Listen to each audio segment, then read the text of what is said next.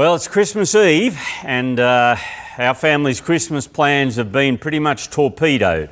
We've got family members in Canberra who can't join us, family members in Melbourne who can't join us, and it's disappointing. Now, I know that's that's a small disappointment really compared to so many parts of our world that are doing it really tough at the moment because of the virus and other things.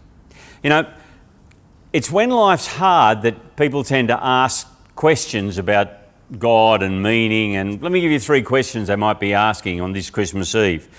Where is God? Does he care? What difference does it make? Where is God? Does he care? What difference does it make? The New Testament answers those questions, but not in the way that we might expect. Let me show you the New Testament's answers on Christmas Eve. I'll tell you using 2 pieces of cloth. That's how the New Testament answers those questions, about 2 pieces of cloth. Let me show you, or strips of linen we might call them. Let me show you. First of all, the birth of Jesus. That first question, where is God? Birth of Jesus. Let me show you, we just read some, but Luke chapter 2 verse 8, and there were shepherds living out in the fields nearby, keeping watch over their flocks at night. An angel of the Lord appeared to them, and the glory of the Lord shone around them, and they were terrified. But the angel said to them, "Do not be afraid. I bring you good news that will cause great joy for all the people.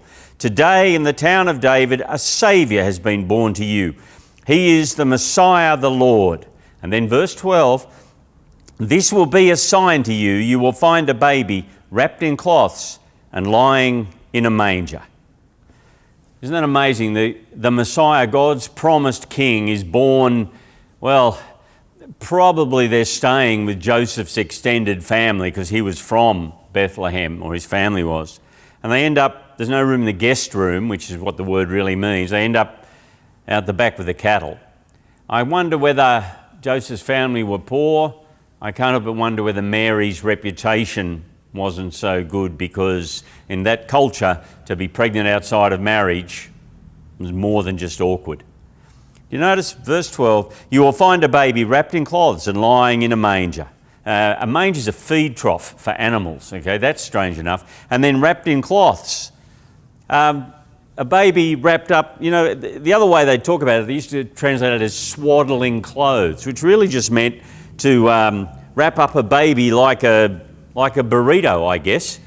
When our kids were little, Kathy used to wrap up our 4 little kids. Kathy would wrap up the babies in a bunny rug really tight. Why? She said, well, it was so the kids don't startle. They like to be wrapped up firm.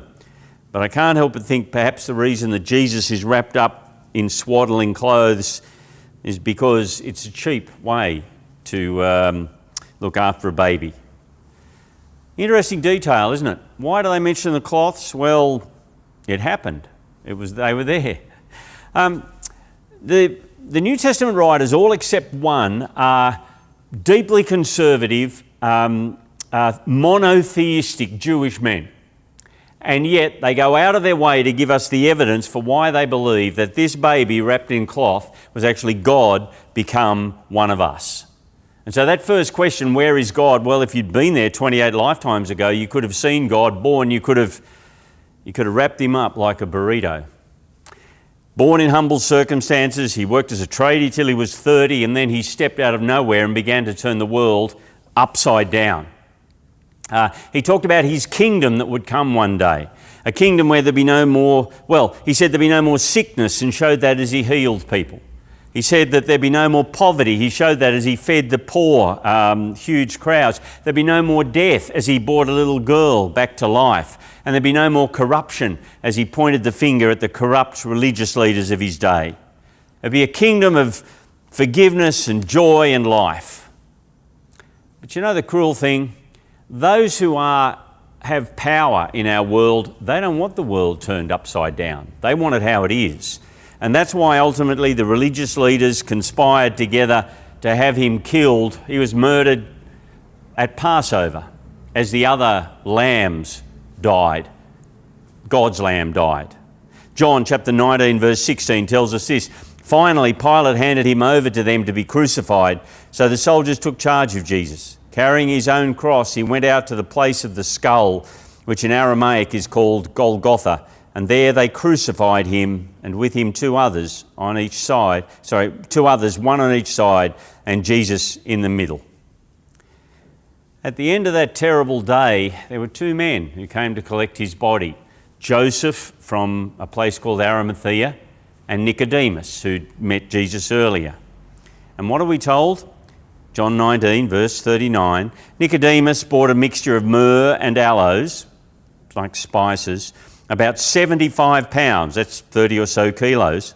Taking Jesus' body, the two of them wrapped it with the spices in strips of linen. This was in accordance with Jewish burial customs. At the place where Jesus was crucified, there was a garden, and in the garden a new tomb in which no one had ever been laid. Now here's the great irony. For Jesus to bring in his kingdom of joy and forgiveness that one day will see the new creation, he had to actually die. He chose to die. He died for us to take the penalty that we deserve for ignoring God and disobeying him and being separate from him. He died to pay the price of forgiveness. And did you notice in verse 40, for a second time, the body of the Prince of Life was wrapped in cloth, wrapped up because he was helpless, because he was dead, wrapped in strips of linen. So the first question, where is God? Well, if you'd been there, you could have seen him born, you could have nursed him, wrapped him up in cloth. Does he care?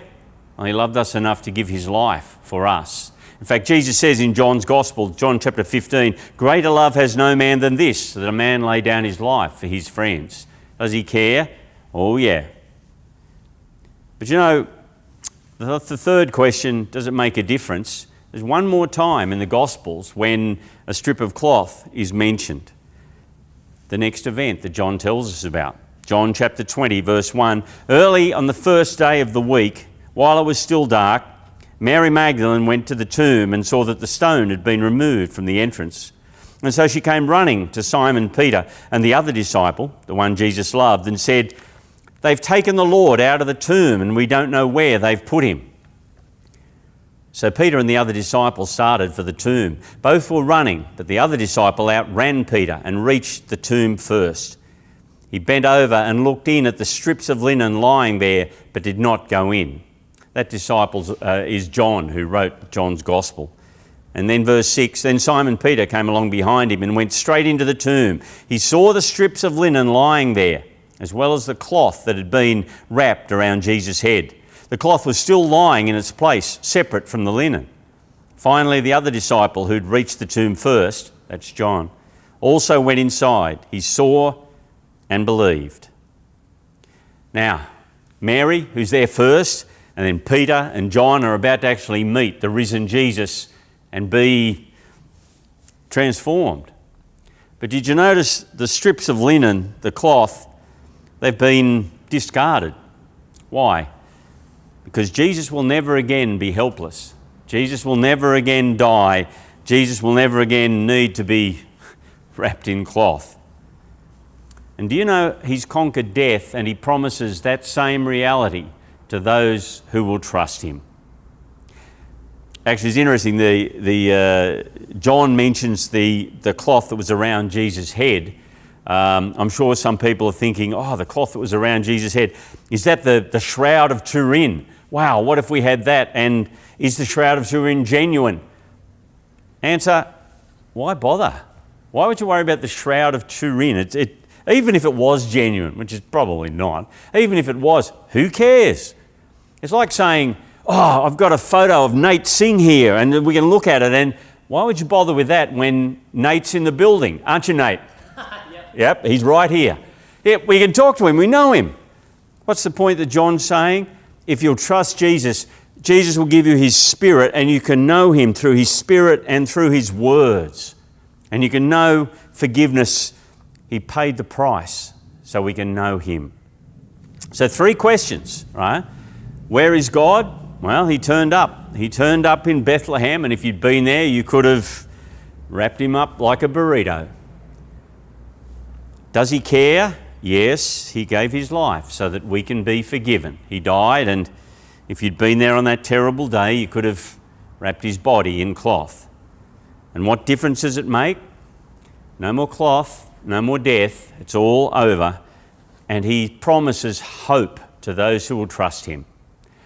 Now, the New Testament says a lot more about facing up to suffering and hard times, etc. But the main message is this, that hope makes all the difference when times are tough.